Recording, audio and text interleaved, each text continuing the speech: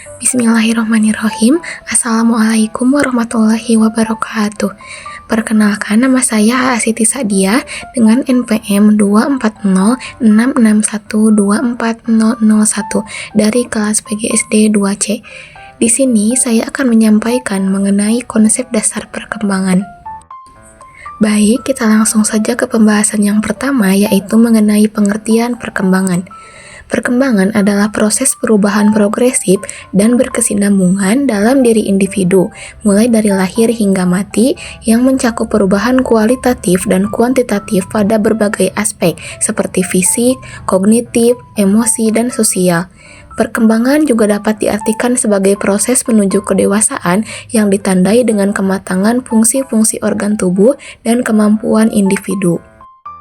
Selanjutnya yaitu pengertian pertumbuhan. Pertumbuhan adalah perubahan kuantitatif pada makhluk hidup yang meliputi bertambahnya ukuran, volume, dan massa tubuh yang dapat diukur secara kuantitatif, seperti peningkatan tinggi badan, berat badan, dan ukuran organ tubuh seiring bertambahnya usia.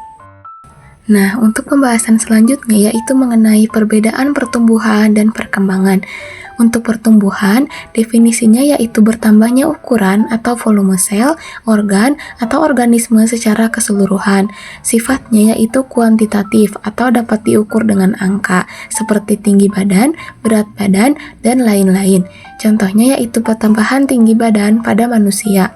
Prosesnya terjadi akibat pembelahan sel dan penambahan massa sel.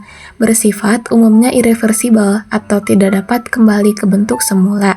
Misalnya setelah mencapai tinggi badan maksimal, tinggi badan tidak akan berkurang. Untuk terjadinya terutama pada masa muda dan memiliki batas waktu tertentu. Selanjutnya yaitu perkembangan. Untuk definisinya yaitu proses menuju kematangan fungsi dan struktur organ. Sifatnya yaitu kualitatif atau tidak dapat diukur dengan angka, lebih kepada perubahan fungsi dan juga kemampuan. Contohnya seperti perkembangan kemampuan berbicara pada anak.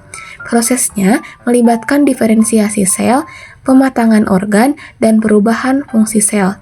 Bersifat umumnya reversibel atau dapat dipengaruhi oleh faktor lingkungan dan pengalaman. Namun, ada juga aspek yang irreversibel. Terjadinya yaitu sepanjang hidup, meskipun intensitasnya berbeda-beda pada setiap tahap kehidupannya. Baik, untuk selanjutnya yaitu mengenai pengertian kematangan. Kematangan adalah proses pertumbuhan dan perkembangan individu yang berlangsung secara bertahap hingga mencapai kesiapan dalam menjalankan tugas-tugas perkembangan dan mencapai kematangan dalam berbagai aspek seperti fisik, emosional, dan kognitif. Nah, untuk pembahasan selanjutnya yaitu mengenai faktor yang mempengaruhi perkembangan. Yang pertama yaitu lingkungan keluarga. Dukungan dan perhatian orang tua serta lingkungan keluarga yang positif berperan penting dalam perkembangan anak. Yang kedua yaitu lingkungan sekolah. Sekolah memberikan kesempatan bagi anak untuk belajar, berinteraksi dengan teman sebaya, dan mengembangkan keterampilan sosial. Yang ketiga yaitu nutrisi dan kesehatan. Asupan gizi yang cukup dan kesehatan yang baik mendukung pertumbuhan dan perkembangan anak secara optimal. Yang keempat yaitu pengalaman. Pengalaman baru dan pembelajaran yang beragam membantu anak mengembangkan kognisi, keterampilan, dan pemahaman tentang dunia. Yang kelima yaitu interaksi sosial. Interaksi dengan teman sebaya dan orang dewasa membantu anak untuk belajar keterampilan sosial seperti empati dan juga memahami berbagai perspektif. Selanjutnya yaitu perkembangan anak SD pada usia 6-12 tahun. Yang pertama yaitu fisik. Pertumbuhan fisik relatif stabil dengan peningkatan tinggi dan berat badan yang teratur. Anak-anak mulai mengembangkan koordinasi motorik halus dan kasar dengan lebih baik, memungkinkan mereka melakukan gerakan yang lebih kompleks. Yang kedua yaitu kognitif.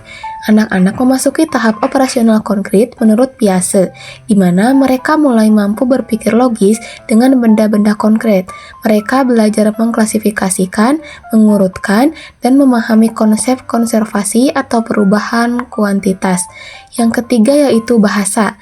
Kemampuan bahasa anak sangat berkembang pesat dengan meningkatkan kosakata dan pemahaman tata bahasa yang lebih kompleks. Yang keempat yaitu sosial dan emosional. Anak-anak mulai mengembangkan keterampilan sosial seperti berbagi, bekerja sama, dan memecahkan konflik dengan teman sebaya. Mereka juga mulai membentuk konsep diri dan mengembangkan kemandirian. Yang kelima yaitu moral. Perkembangan moral mulai terlihat, meskipun pemahaman tentang benar atau salah pun masih sebatas hanya hal-hal yang konkret. Nah, dari materi yang telah dipaparkan, dapat disimpulkan bahwa perkembangan merupakan proses perubahan menyeluruh yang terjadi secara bertahap dan berkelanjutan sepanjang hidup manusia. Perkembangan mencakup aspek fisik, motorik, kognitif, bahasa, sosial emosional, dan moral spiritual. Proses ini dipengaruhi oleh faktor internal seperti genetik dan kematangan, juga faktor eksternal seperti lingkungan, pendidikan, dan juga pengalaman. Pemahaman tentang konsep perkembangan sangatlah penting, terutama dalam dunia pendidikan dan juga pengasuhan anak, agar setiap individu dapat diberi stimulasi, bimbingan, dan perlakuan yang sesuai dengan tahap perkembangannya. Perkembangan tidak bisa dipaksakan, tetapi perlu didukung secara optimal melalui lingkungan yang sehat, pendidikan yang tepat, dan juga perhatian yang seimbang dari orang dewasa. Sekian materi yang dapat saya sampaikan. Mohon maaf apabila dalam penyampaian materi masih terdapat kesalahan dan juga kekurangan. Mudah-mudahan materi yang saya sampaikan dapat bermanfaat bagi kita semuanya. Wabillahi taufiq wal hidayah. Wassalamualaikum warahmatullahi wabarakatuh. Terima kasih.